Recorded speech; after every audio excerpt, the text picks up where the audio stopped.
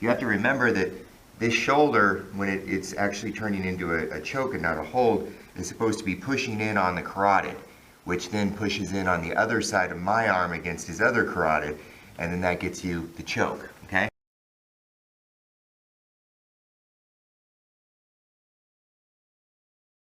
Say, okay, I'm done holding him for time to make you tap out. Okay, this is where the beauty of it. So you can start there on your knees. If that doesn't work, or you can just flatten out.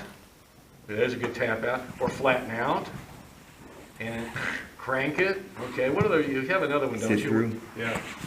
Just squeeze them tight. There you go. We'll start with Kata Gatame.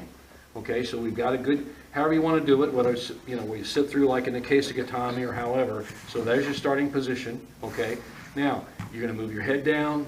You're going to see how you can choke them there. See, that's where, and again, you see the old timers do the Kata Gatame just like Derek did there, where he was on one knee, is on his points.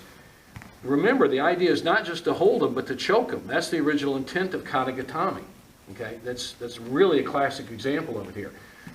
And there we can start with that, or we can belly down, or sit through, be on both knees, have one knee on belly, we can block, because that's what it does, it blocks him from turning, and all the time we're creating that shoulder choke, Kata Jime.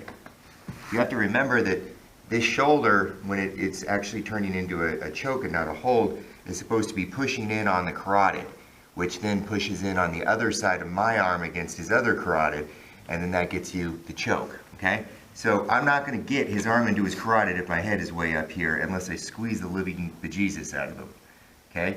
So what you want to do is just slide your head down lower.